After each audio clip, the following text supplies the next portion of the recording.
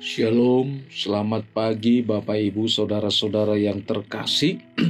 Saya yakin pagi ini pasti kita akan bersyukur kepada Tuhan sebab kita telah diingatkan firman-Nya. Tetaplah berdoa serta mengucap syukur dalam segala hal, sebab itulah yang dikehendaki Allah di dalam Kristus Yesus bagi kita.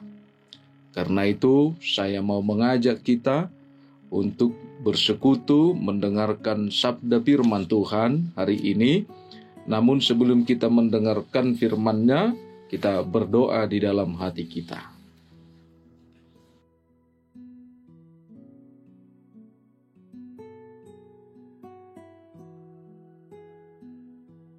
Amin.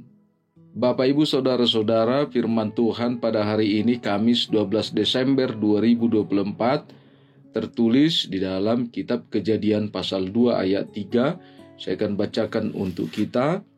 Lalu Allah memberkati hari ketujuh itu dan menguduskannya, karena pada hari itulah ia berhenti dari segala pekerjaan penciptaan yang telah dibuatnya itu.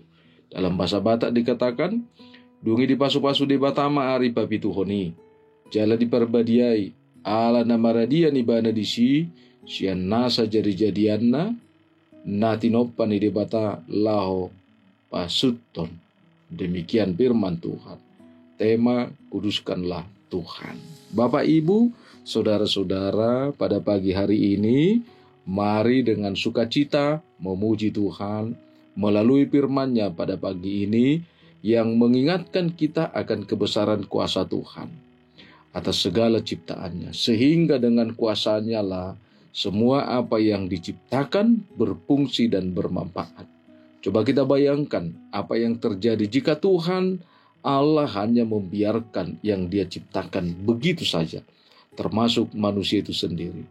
Seperti seorang tukang jam membuat jam lalu menjualnya, setelah itu ia tidak tahu lagi kemana jam yang dibuatnya. Namun sangat berbeda dengan cerita firman Tuhan pagi ini. Setelah Allah menciptakan langit dan bumi, maka pada hari ketujuh ia beristirahat dan memberkati hari ketujuh itu. Tuhan berhenti dan memberkati serta menguduskan hari ketujuh itu. Ada 7 hari dalam seminggu. Tetapi ada 1 hari, yaitu hari yang ketujuh, yang diberkati oleh Tuhan. Dia mengucapkan berkat atas hari ketujuh. Bukan berarti hari pertama sampai ke-6 tidak diberkati. Tapi Tuhan Allah menegaskan pada hari ketujuh Dia istirahat, bukan karena sudah capek atau letih seperti pribadi seorang manusia, namun karena semua yang Dia ciptakan sudah sempurna. Tuhan Allah melihatnya dengan sempurna, maka Dia memberkatinya supaya apa yang Dia ciptakan tumbuh dan berguna serta bermanfaat bagi dunia dan segala isinya. Dengan segalanya sudah tercipta dengan baik, maka semua apa yang diciptakan oleh Allah bergantung pada Allah itu sendiri. Maka setiap ciptaan punya tanggung jawab kepada Allah Sang Pencipta, secara khusus kepada manusia untuk memuliakan Tuhan setiap saat, bukan hari ketujuh saja. Sehingga dengan memuliakan Tuhan, manusia telah membedakan hidupnya dengan ciptaan yang lain. Demikian juga Tuhan Allah menciptakan manusia itu berbeda dengan ciptaan yang lain. Kita tahu bahwa Tuhan memberkati manusia supaya manusia itu tahu untuk memuliakan Tuhan di dalam setiap kehidupannya.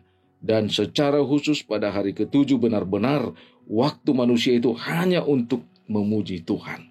Memang kita perlu tahu begitu pentingnya untuk memuliakan Tuhan, sehingga 1 dari antara 10 hukum Taurat tersebut di dalam titah keempat benar-benar ditekankan untuk benar memuliakan nama Tuhan.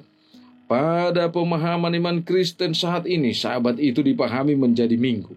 Hal itu disebabkan Yesus telah mengalahkan kuasa kematian dan bangkit dari kubur. Karenanya, Minggu dipahami hari kemenangan dan hari Tuhan.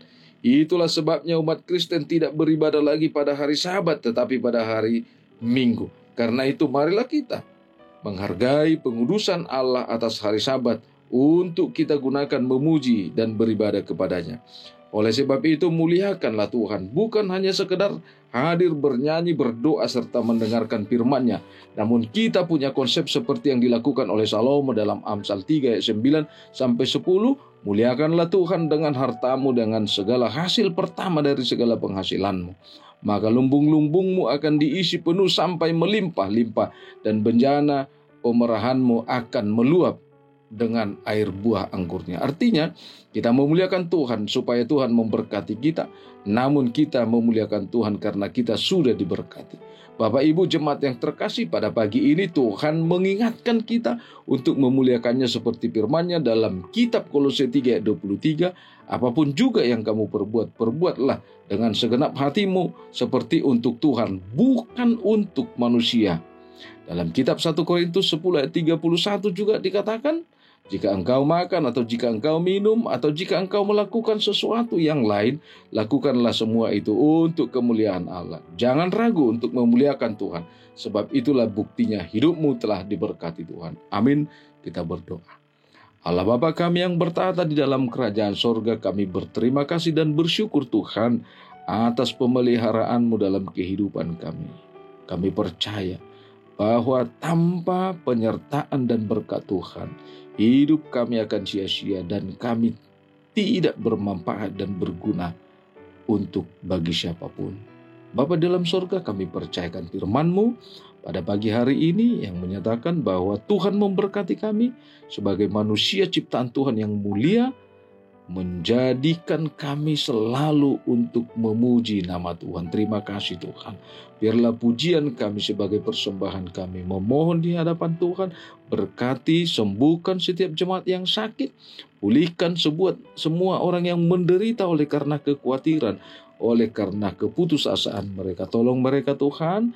Kaulah hadir di dalam setiap pelayanan pekerjaan yang kami lakukan di tengah-tengah gereja-Mu HKBP. Bimbing kami Tuhan sebagai pimpinan jemaat di sini supaya kami dapat melayani dengan baik, dan berikan sukacita bagi kami Tuhan supaya kami bisa bekerja sama setiap pelayan di tengah-tengah gereja-Mu.